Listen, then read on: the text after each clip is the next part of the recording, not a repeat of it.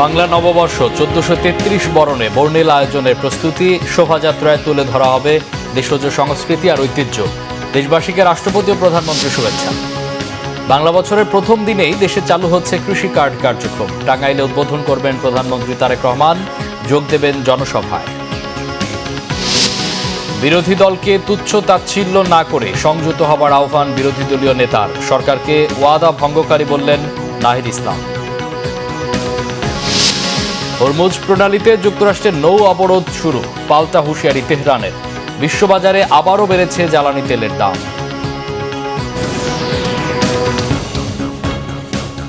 দেখছিলেন crown cement সংবাদ শিরোনাম। দুয়ারে সমাগত বাংলা নববর্ষ 1433। ভোরে সূর্য ওঠার সাথে সাথেই শুরু হবে নতুন বছরের পথচলা। নতুন বছর বরণের আয়োজনে ব্যস্ত চারুকলা শিক্ষার্থী ও শিল্পীরা। মোটিফ, মুখোশ, পটচিত্র রাঙিয়ে তুলছেন রং তুলির ছোঁয়ায়। পরিবারের সদস্যদের নিয়ে অনেকেই ভিড় জমান চারুকলায়। এদিকে বৈশাখী শোভাযাত্রা ও রমনা বটমূলে ছায়ানটের অনুষ্ঠান ঘিরে বাড়তি নিরাপত্তা নেওয়া হয়েছে। এবারের শোভাযাত্রার প্রতিপাদ্য ঐকতান, গণতন্ত্র পুনরুত্থান। আরেফিন শাওনের রিপোর্ট। পুরনো বছরের জীর্ণতা আর গ্লানি ভুলে নতুন বছরকে বরণ করতে শেষ সময়ের প্রস্তুতি ঢাকা বিশ্ববিদ্যালয়ের চারুকলা অনুষদে। রং তুলির ছোঁয়ায় ফুটিয়ে তোলা হচ্ছে মোটিফগুলোকে। বর্ণিল রঙিন চিত্রকর্মে তুলে ধরা হয়েছে বাঙালির শত শত বছরের সংস্কৃতি পটচিত্র, যেখানে ফুটে উঠেছে বাংলার মুখ ও বিভিন্ন চরিত্র। মুখোশ ঘরে তৈরি করা হচ্ছে বিভিন্ন ধরনের মুখোশ ও পাখি। কাজের অগ্রগতি বলতে এখন মনে করেন যে 98 ভাগই হয়ে গেছে, মানে 2% আছে, শুধু এখন কালার করবে। মূল স্ট্রাকচারের কাজ কিন্তু ফিনিশ হয়ে গেছে। এবার 5টা মোটিফের ভিতরে কাঠের হাতি, মাটির ঘোড়া, পায়রা, মোরগ এবং দোতারা। এছাড়া শান্তির প্রতীক হিসেবে পায়রা থাকছে, আমাদের দেশজ উপাদান হিসেবে দোতারা থাকছে। আর এখানে অন্তরের ভালোবাসা, এখানে আমার মা, মাটি, দেশ, এখানে আমার সরাসরি বাংলাদেশ জড়িত। সেই কারণে সব কিছু উপেক্ষা করে আমরা আমাদের বাংলাদেশকে আমাদের মতো করে আমাদের সংস্কৃতি তুলে ধরবো। এটা হচ্ছে আমাদের সবচেয়ে বড় পাওয়া। এসব শিল্পকর্ম দেখতে চারুকলায় ভিড় করেন দর্শনার্থীরা। অনেকেই আসেন পরিবার পরিজন নিয়ে, প্রিয়জনদের সাথে নিয়ে তুলছেন ছবি। চান্স পাওয়ার নতুন স্টুডেন্টের যেমন আমেজ, তেমন আবার বৈশাখেরও আমেজ।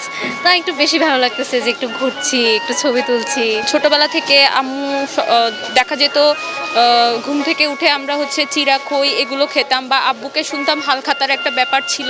তো এই জিনিসগুলো এখন পর্যন্তই আসলে আনা উচিত। আমরা যে কালচারালি কতটা সমৃদ্ধ সেটা আমাদের জেনারেশনের পরেও সেটা কোথাও না কোথাও এইসব ট্রেন্ড হলেও এইসবের মধ্য দিয়ে যে যাচ্ছে, সেটা একটা ভালো লাগার বিষয়। ভালো লাগে যে এত গরম, তার মধ্যেও যে মানুষ এসে এত কালারফুল হয়ে আসছে, এটাই দেখতে ভালো লাগে। এই যে পটচিত্র থেকে শুরু করে আমাদের ঐতিহ্য, এই আশেপাশে যত কারুকার্য দেখছেন, এই সব কিছুই আমাদের জন্য দরকার, জানার জন্য যে আমাদের ইতিহাসটা কেমন ছিল।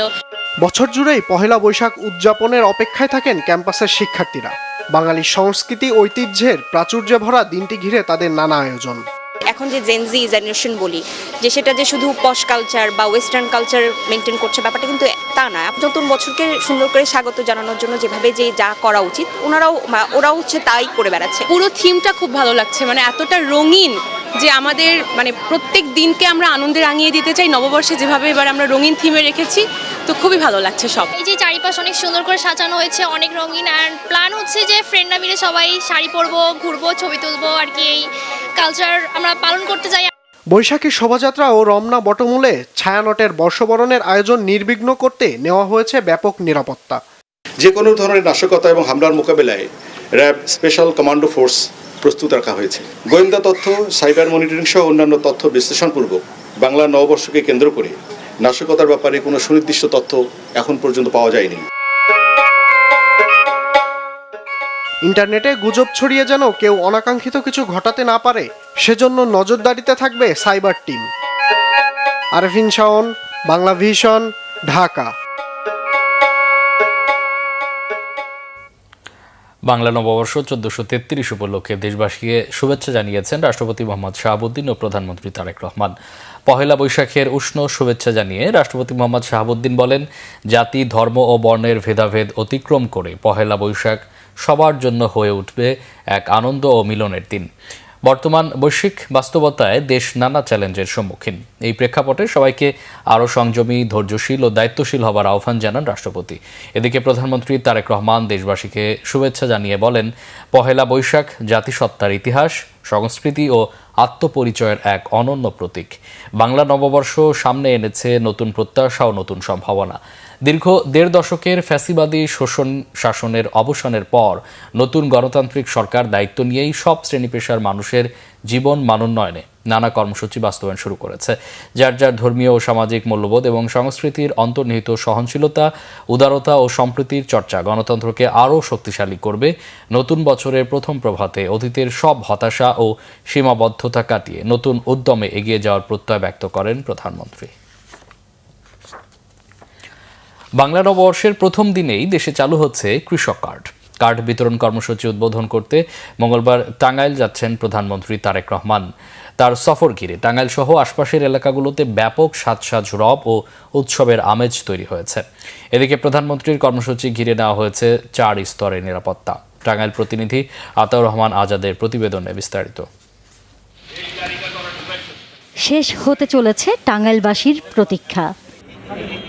আসছে পহেলা বৈশাখে এই জেলার সফর করবেন প্রধানমন্ত্রী তারেক রহমান। কর্মসূচির শুরুতে মজলুম জননেতা মাওলানা ভাসানীর মাজার জিয়ারত করবেন তিনি। পরে স্থানীয় স্টেডিয়ামে কৃষকদের মাঝে কৃষক কার্ড বিতরণ করে দেশব্যাপী প্রি পাইলটিং হিসেবে কৃষক কার্ড বিতরণ কর্মসূচির উদ্বোধন করবেন। কৃষক সমাবেশে বক্তব্য রাখার পাশাপাশি পৌর উদ্যানে উদ্বোধন করবেন কৃষি মেলার। তারই সফর উপলক্ষে শহর জুড়ে চলছে সাজসজ্জা। রাস্তাঘাট পরিষ্কার ও মেরামতের পাশাপাশি স্টেডিয়াম মাঠে চলছে মঞ্চ ও প্যান্ডেল তৈরির কাজ। প্রধানমন্ত্রীকে কাছ থেকে দেখার অপেক্ষায় বিএনপির নেতাকর্মী ও সাধারণ মানুষ। কৃষক কার্ড উদ্বোধনটা উনি টাঙ্গাইল থেকে করবেন, এই জন্য আমরা টাঙ্গাইলবাসী গর্বিত। উনি টাঙ্গাইলে আগমন করলে আমাদের টাঙ্গাইলে অনেক উন্নয়ন হবে। এই মহতি এই অনুষ্ঠানের যে ফলাফল, এগুলি আমরা কৃষকরা যেন সুন্দরভাবে পেতে পারি। মাননীয় প্রধানমন্ত্রী তারেক রহমান সাহেব, ওনার এই উদ্যোগের কারণে আমরা খুবই আনন্দিত।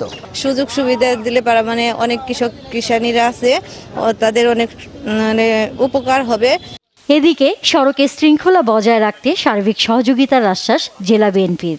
আমরা টাঙ্গাইল জেলার প্রবেশদ্বার মির্জাপুরের গোড়াই থেকে আমাদের মাননীয় প্রধানমন্ত্রীকে আমরা সম্বর্ধনা দেব শুরু করব এবং রাস্তার 2 ধারে বিএনপির উদ্যোগে সকলেই আমরা আমাদের প্রধানমন্ত্রীকে স্বাগত জানাবো।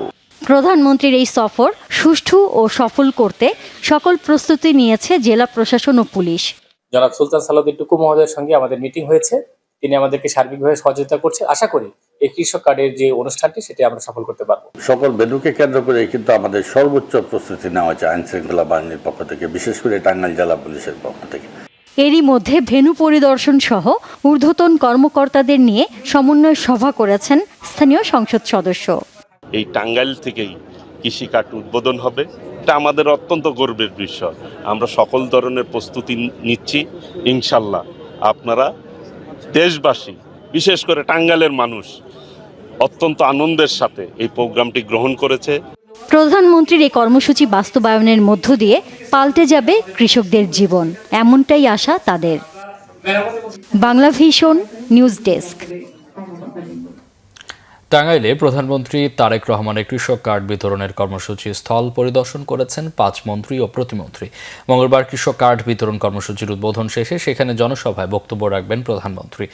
সোমবার টাঙ্গাইল শহীদ মারুফ স্টেডিয়াম পরিদর্শন এবং কাজের তদারকি করেন কৃষিমন্ত্রী মোহাম্মদ আমিন উর রশিদ, মুক্তিযুদ্ধ বিষয়ক মন্ত্রী আহমেদ আজম খান, ডাক টেলিযোগাযোগ মন্ত্রী ফকির মাহবুব আনাম, যুব ও ক্রীড়া প্রতিমন্ত্রী আমিনুল হক এবং প্রাণী সম্পদ প্রতিমন্ত্রী সুলতান সালাউদ্দিন টুকু। টাঙ্গাইল সহ দেশের 11টি পয়েন্টে কৃষি কার্ডের প্রি পাইলটিং শুরু হবে। আগামী 4 বছরের মধ্যে সারা দেশে এই কার্ড বিতরণ শেষ হবে বলে জানান প্রাণী সম্পদ প্রতিমন্ত্রী। প্রথম পর্যায়ে টাঙ্গাইল সদর উপজেলায় 1453 জন কৃষক এই কার্ডের সুবিধা পাবেন। শেখ হাসিনাকে ফেরত আনতে জুডিশিয়াল প্রক্রিয়া এগুচ্ছে সরকার। ভারতের মাটি ব্যবহার করে শেখ হাসিনা যাতে দেশকে অস্থিতিশীল করতে না পারে সে বিষয়ে দেশটির সাথে আলোচনা হয়েছে। প্রধানমন্ত্রী তারেক রহমানের সাথে সাক্ষাৎ শেষে কথা জানিয়েছেন পররাষ্ট্র উপদেষ্টা হুমায়ুন কবির। জানান, দ্বিপাক্ষিক ও বহুপাক্ষিক সম্পর্কের ক্ষেত্রে সরকার জাতীয় স্বার্থকে প্রাধান্য দেবে। আগামী সপ্তাহেই বাংলাদেশিদের জন্য ভারতের মেডিকেল ও ব্যবসায়িক ভিসা স্বাভাবিক হতে পারে বলে জানান তিনি। রিপোর্ট সৈয়দ আব্দুল মুহিতের। সোমবার সচিবালয়ে প্রধানমন্ত্রী তারেক রহমানের সাথে সৌজন্য সাক্ষাৎ করেন টেলিনর গ্রুপের প্রেসিডেন্ট ও প্রধান নির্বাহী কর্মকর্তা বেনেডিক্টে শিল ব্রেড ফাসমার। সাক্ষাতে ব্যবসা বাণিজ্য বিনিয়োগ সহ নানা বিষয় নিয়ে আলোচনা হয়।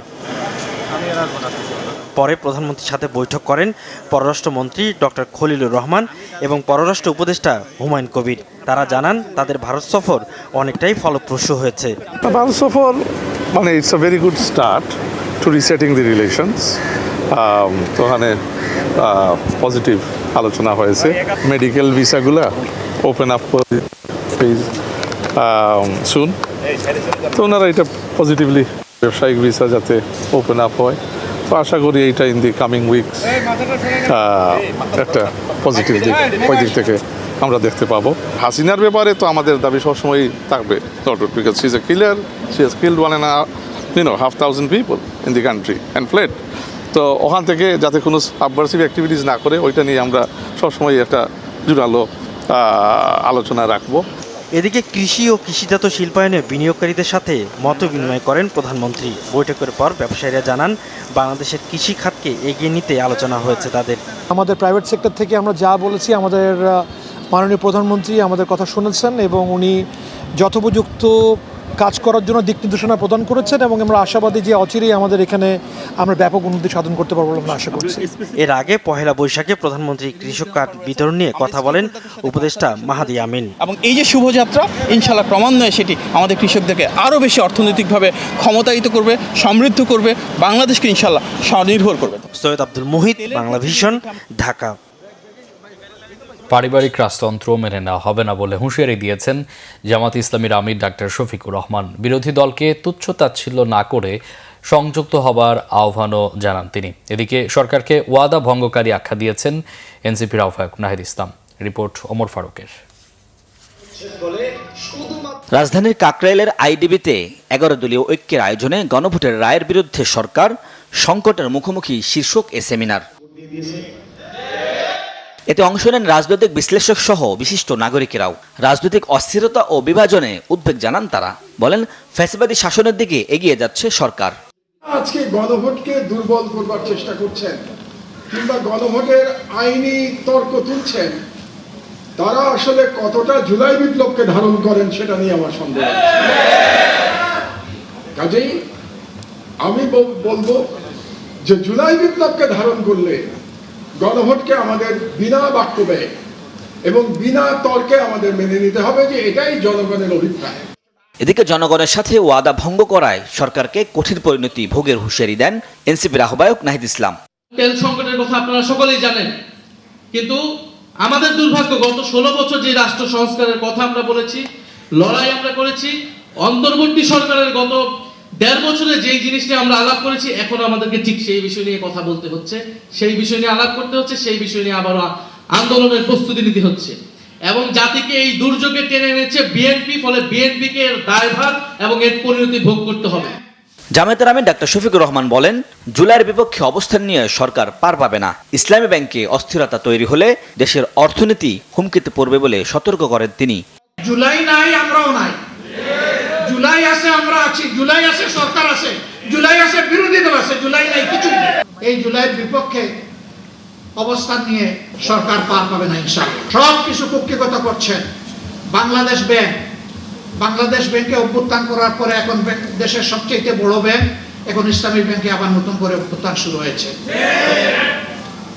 যে ব্যাংক দেশের রিমিটেন্সের শতকরা 32% একা আহরণ করে, এই ব্যাংকের যদি অস্তিত্ব বিপন্ন হয়, বাংলাদেশের অর্থনীতি বঙ্গোপসাগরে চলে।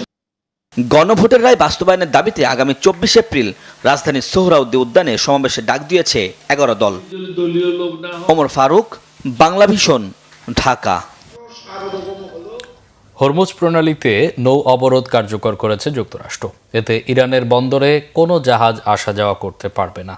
একে জলদস্যুতা ও অবৈধ উল্লেখ করে ইরানের দিকে এগুনো সামরিক জাহাজের বিরুদ্ধে কঠোর ব্যবস্থার হুমকি দিয়েছে তেহরান। এমন অবস্থায় বিশ্ববাজারে আবারও বেড়েছে তেলের দাম। শহীদ আরাফাতের ডেস্ক রিপোর্ট। যুক্তরাষ্ট্র ইরান 2 সপ্তাহের যুদ্ধবিরতির 1 সপ্তাহ না যেতেই আবারও তেহরানে হামলার ছক কষছেন মার্কিন প্রেসিডেন্ট ডোনাল্ড ট্রাম্প। নাম প্রকাশে অনিচ্ছুক মার্কিন কর্মকর্তাদের বরাতে ওয়াল স্ট্রিট জার্নাল এ তথ্য দিয়েছে। দ্য ইকোনমিক টাইমস বলছে প্রেসিডেন্ট ট্রাম্পের এবারের হামলা হবে ছোট পরিসরে, যদিও হামলার তথ্যের ব্যাপারে অস্বীকৃতি জানিয়েছে হোয়াইট হাউস। হরমুজ প্রণালীতে ইরানের ওপর মার্কিন প্রেসিডেন্টের নৌ অবরোধের ঘোষণাকে আবারও যুদ্ধের অশনি সংকেত হিসেবে দেখছেন বিশ্লেষকরা। পুরো হরমুজ প্রণালী নয়, নৌ অবরোধ জারি থাকবে ইরানের বন্দরগুলোতে। রবিবার এক বিবৃতিতে যুক্তরাষ্ট্রের সামরিক বাহিনী জানায় ইরানের বন্দরগুলোতে কোনো জাহাজ প্রবেশ বা প্রস্থান করতে পারবে না। কয়েক ঘন্টার মধ্যে শুরু হওয়া এই অবরোধে ইরান ছাড়া অন্য দেশের বন্দরসমূহে যাতায়াতকারী জাহাজগুলো হরমুজ প্রণালী ব্যবহার করতে পারবে। এক্ষেত্রে কোনো বাধা দেবে না যুক্তরাষ্ট্র। এটি মার্কিন প্রেসিডেন্ট ডোনাল্ড ট্রাম্পের আগের হুমকির তুলনায় কিছুটা নমনীয় অবস্থানের ইঙ্গিত দিচ্ছে। তবে মার্কিন নৌ অবরোধের সাথে কোনো আপোষ করবে না ইরান। যুক্তরাষ্ট্রের নৌ অবরোধ নস্যাৎ করার হুঁশিয়ারি দিয়েছেন ইরানের সর্বোচ্চ নেতার জ্যেষ্ঠ সামরিক উপদেষ্টা মোহসেন রেজাই। ইরানের ইসলামিক বিপ্লবী গার্ড বাহিনী বলছে ইরানের জলসীমার দিকে এগিয়ে আসা যে কোনো সামরিক জাহাজকে যুদ্ধবিরতি লঙ্ঘনকারী হিসেবে গণ্য করা হবে। ওই জাহাজের বিরুদ্ধে কঠোর ব্যবস্থা নেওয়ার হুঁশিয়ারি দেয় আইআরজিসি। এদিকে মার্কিন অবরোধের ঘোষণার পর বিশ্ববাজারে আবারও বেড়েছে তেলের দাম।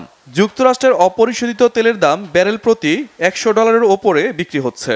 আন্তর্জাতিক মানদণ্ড ব্রেন্ট ক্রুড তেলের দামও অন্তত 7% বেড়েছে। শান্তি আলোচনার ব্যাপারে ইরান আগ্রহ দেখাক বা না দেখাক তাতে যুক্তরাষ্ট্রের কিছুই আসে যায় না বলে জানিয়েছেন মার্কিন প্রেসিডেন্ট ডোনাল্ড ট্রাম্প। রবিবার সাংবাদিকদের সাথে আলাপে প্রেসিডেন্ট ট্রাম্প একথা বলেন। আর আলোচনা ব্যর্থ হওয়ার জন্য আবার ওয়াশিংটনের বারবার মতের পরিবর্তন এবং অবরোধকে সামনে নিয়ে এসেছেন ইরানের পররাষ্ট্রমন্ত্রী আব্বাস আরাগচি। এই পরিস্থিতিতে আলোচনার সম্ভাবনার চেয়ে আবারও সংঘাতের আশঙ্কা করছেন বিশ্লেষকরা। Shahid Arafat, Bangla Vision news desk. হাম ও অন্যান্য রোগের টিকা ও সিরিঞ্জ ক্রয়ে অর্থ আত্মসাৎ, অনিয়ম ও দুর্নীতির বিষয়ে তদন্তপূর্বক সাবেক প্রধান উপদেষ্টা ডক্টর মোহাম্মদ ইউনূস ও সাবেক স্বাস্থ্য উপদেষ্টা ডক্টর নূরজাহান বেগম সহ সংশ্লিষ্টদের বিরুদ্ধে ব্যবস্থা নিতে দুর্নীতি দমন কমিশন দুদকে আবেদন করা হয়েছে। সুপ্রিম কোর্টের আইনজীবী বিপ্লব কুমার দাস ও ব্যারিস্টার সানাউল্লাহ নূরে সাগর এ বিষয়ে দুদক চেয়ারম্যান বরাবর আবেদন জমা দিয়েছেন। আবেদনে বলা হয়েছে, সম্প্রতি সারা দেশে হামের প্রাদুর্ভাব, শতাধিক শিশুর মৃত্যুর বিষয়টি রাষ্ট্রের একজন সচেতন নাগরিক ও আইনজীবী হিসেবে তাকে ব্যথিত, উদ্বিগ্ন করেছে। আবেদনে হামসহ বিভিন্ন রোগের টিকার সংকট এবং এর ফলে হামের প্রকোপ বেড়ে যাওয়া ও শিশু মৃত্যু নিয়ে বিভিন্ন গণমাধ্যমে প্রকাশিত সংবাদের কথা উল্লেখ করা হয়েছে। হামের টিকা ও সিরিঞ্জের অভাবকে পূর্ববর্তী সরকারের সৃষ্ট সমস্যা বলেও আবেদনে অভিযোগ করা হয়েছে। 179 জন শিশু মারা গেছে হামে। 42,000 কোটি টাকা আমাদের বাজেটে থাকা সত্ত্বেও ওই টাকাটা আমাদের যথাযথভাবে ডক্টর ইউনূস এবং কি তার যে সাঙ্গপাঙ্গরা এটা ব্যবহার করে নাই। তো এটা হচ্ছে যে এই যে দুর্নীতিটা, যে অবমূল্যায়নটা যেটা হয়েছে সেটার জন্য ডক্টর ইউনূসই দায়ী এবং কি তার যে স্বাস্থ্য মন্ত্রণালয় ছিল ওই স্বাস্থ্য মন্ত্রণালয় দায়ী। সেটার জন্য আমরা দুর্নীতি দমন কমিশনে একটা অভিযোগ দায়ের করছি। সেই অভিযোগের আলোকে যাতে দুর্নীতি দমন কমিশন যথাযথ ব্যবস্থা নেয়, আর যদি যথাযথ ব্যবস্থা নেয় আমরা তাহলে এটা মহামান্য হাইকোর্টে রিট পিটিশন দায়ের করব। তথ্যের অধিকার নিশ্চিতের পাশাপাশি তথ্যের সুরক্ষাও এখন সময়ের বড় চ্যালেঞ্জ বলে মন্তব্য করেছেন তথ্য ও সম্প্রচার মন্ত্রী জহিরুদ্দিন স্বপন। দেশে প্রথমবারের মতো আয়োজিত ব্রডব্যান্ড এক্সপো 2026-এ প্রধান অতিথির বক্তৃতায় তিনি এমন মন্তব্য করেন। এক্সপোতে ইন্টারনেট সেবার দাম কমিয়ে মান বাড়ানো সহ নানা বিষয় উঠে আসে স্টেক হোল্ডারদের আলোচনায়। বিস্তারিত শুভ ইসলামের রিপোর্টে। অপতথ্যকে রুখতে না পারলে সমাজ কাঠামোয় বড় ধরনের সমস্যার সৃষ্টি হতে পারে বলে মন্তব্য করেছেন তথ্য ও সম্প্রচার মন্ত্রী জহিরুদ্দিন স্বপন। সোমবার রাজধানীর চীনমৈত্রী সম্মেলন কেন্দ্রে আইএসপিএবি আয়োজিত ব্রডব্যান্ড এক্সপো 2026-এর উদ্বোধনী অনুষ্ঠানে প্রধান অতিথির বক্তব্যে তিনি এমন মন্তব্য করেন। তিনি বলেন, এখন অধিকারের সাথে সাথে তথ্য সুরক্ষার বিষয়েও সজাগ জনগণ। এখন যখন মানুষ তথ্যের অধিকারের কথা বলে, সে কিন্তু অপতথ্যের হাত থেকে সুরক্ষার অধিকারটাও কিন্তু চায়। ফলে এরকম পরিস্থিতিতে যখনই তাকে আমি মিসইনফরমেশন থেকে ডিসইনফরমেশন থেকে সুরক্ষা দিতে পারবো না, অথবা এই বিষয়ে মনোযোগ না দিয়ে শুধুমাত্র অবাধ তথ্য প্রবাহের ক্ষেত্রেই যদি মনোযোগটা দিই, তাহলে কিন্তু দেখা যাবে যে অপতথ্য এবং বিকৃত তথ্যের কারণে সমাজ, রাজনীতি, কাঠামো, অর্থনীতি সবকিছুতে একটা ভয়াবহ সমস্যা তৈরি হয়ে যেতে পারে। ফিক্সড নেটওয়ার্ক এবং মোবাইল সাবস্ক্রাইবারে বিশ্ব র্যাঙ্কিংয়ে দেশের অবস্থান শীর্ষ হলেও সেবার মানের তুলনায় তলানিতে অবস্থান বাংলাদেশের। এমন প্রেক্ষিতে দেশের এই খাত নিয়ে সরকারের পরিকল্পনার কথা জানান প্রধানমন্ত্রীর আইসিটি বিষয়ক উপদেষ্টা। যেভাবে আমরা দেখি না কেন, আমরা ওয়ার্ল্ডের সাবস্ক্রাইবারের পয়েন্ট অফ ভিউ থেকে মোবাইল নেটওয়ার্ক এবং ফিক্সড নেটওয়ার্কে আমরা ওয়ার্ল্ডের টপ 20-তে, কিন্তু যখন সার্ভিসে আমরা ওয়ার্ল্ডের 92তম, 93তম কিংবা 120তম। এবং আপনি যদি দেখেন যে আমাদের আগে যে দেশগুলো, যে আমাদের পার্শ্ববর্তী দেশগুলো, শুধু ইন্ডিয়া কিংবা পাকিস্তান, ইভেন ছোট ছোট দেশগুলো, নেপাল, ভুটান, মালদ্বীপ, এদেরও অনেকে কিন্তু আমাদের সামনে আছে সার্ভিসের পয়েন্ট অফ ভিউ থেকে। এটা আমাদের collective failure and collective responsibility যে আমরা আগামী 5 বছরে নট অনলি আমরা ওয়ার্ল্ডের সাবস্ক্রাইবার পয়েন্ট অফ ভিউ থেকে আমরা টপ 20 না টপ 10-এ থাকতে চাই, এবং সার্ভিস পয়েন্ট অফ ভিউ থেকে আমরা টপ 10, টপ 20-তে আসতে চাই। আয়োজনে দেশের ইন্টারনেট সেবাদাতা প্রতিষ্ঠানদের সংগঠন আইএসপিএবি তাদের বিভিন্ন দাবি দেওয়া তুলে ধরেন। বিষয়টি আমলে নিয়ে যৌক্তিক সমাধানের আশ্বাস দেন বিটিআরসি। এবারের ব্রডব্যান্ড এক্সপোতে 10টি প্যাভিলিয়ন, 35টি মিনি প্যাভিলিয়ন এবং 20টি স্টল সহ বিশ্ববিদ্যালয়ের শিক্ষার্থীদের রোবোটিক্স ও আইটি ভিত্তিক প্রায় 25টি প্রদর্শনী চলবে বুধবার পর্যন্ত। শুভ ইসলাম, বাংলাভিশন, ঢাকা। ইরানের প্রয়াত সর্বোচ্চ নেতা আয়াতুল্লাহ সৈয়দ আলী খামেনি আধ্যাত্মিক ব্যক্তিত্ব, দৃঢ় প্রত্যয় আরেফ ও মুক্তিকামী মানুষের নেতা। তার যোগ্য ও বলিষ্ঠ নেতৃত্বে ইরান জ্ঞান বিজ্ঞান সহ বিভিন্ন ক্ষেত্রে নজরকাড়া সাফল্য অর্জন করেছে, পরিচিতি লাভ করেছে বিশ্বের অন্যতম বৃহৎ শক্তিধর দেশ হিসেবে। খামেনির শাহাদাতের 40তম দিন উপলক্ষে ঢাকা বিশ্ববিদ্যালয়ে এক স্মরণসভা ও সেমিনারে এসব কথা বলেন বক্তারা বলেন, সম্পূর্ণ অন্যায়ভাবে ও আন্তর্জাতিক আইন লঙ্ঘন করে আমেরিকা ও ইসরায়েলের চাপিয়ে দেওয়া যুদ্ধে ইরান শক্তিশালী প্রতিরোধ গড়ে তুলেছে এবং শত্রুপক্ষকে নাস্তানাবুদ করেছে, তাতেও শত্রুরা হতবাক হয়েছে। সেমিনারে প্রধান অতিথি হিসেবে উপস্থিত ছিলেন বাংলাদেশে নিযুক্ত ইসলামী প্রজাতন্ত্র ইরানের রাষ্ট্রদূত ডক্টর জালিল রাহিমি জাহানাবাদী। বিশেষ অতিথি ছিলেন দৈনিক আমার দেশের সম্পাদক ডক্টর মাহমুদুর রহমান। সেমিনারে মূল প্রবন্ধ উপস্থাপন করেন ঢাকা বিশ্ববিদ্যালয়ের ইসলামের ইতিহাস ও সংস্কৃতি বিভাগের অধ্যাপক ডক্টর মোহাম্মদ আবুল কালাম আজাদ। সংবাদ শেষ করব ক্রাউন সিমেন্ট শিরোনামগুলো আরেকবার জানি। বাংলা নববর্ষ 1433 বরণে বর্ণিল আয়োজনের প্রস্তুতি, শোভাযাত্রায় তুলে ধরা হবে দেশজ সংস্কৃতি আর ঐতিহ্য, দেশবাসীকে রাষ্ট্রপতি ও প্রধানমন্ত্রীর শুভেচ্ছা। বাংলা বছরের প্রথম দিনেই দেশে চালু হচ্ছে কৃষি কার্ড কার্যক্রম, টাঙ্গাইলে উদ্বোধন করবেন প্রধানমন্ত্রী তারেক রহমান, যোগ দেবেন জনসভায়। বিরোধী দলকে তুচ্ছ-তাচ্ছিল্য না করে সংযত হবার আহ্বান বিরোধী দলীয় নেতার, সরকারকে ওয়াদা ভঙ্গকারী বললেন নাহিদ ইসলাম। হরমুজ প্রণালীতে যুক্তরাষ্ট্রের নৌ অবরোধ শুরু, পাল্টা হুঁশিয়ারি তেহরানের, বিশ্ববাজারে আবারও বেড়েছে জ্বালানি তেলের দাম।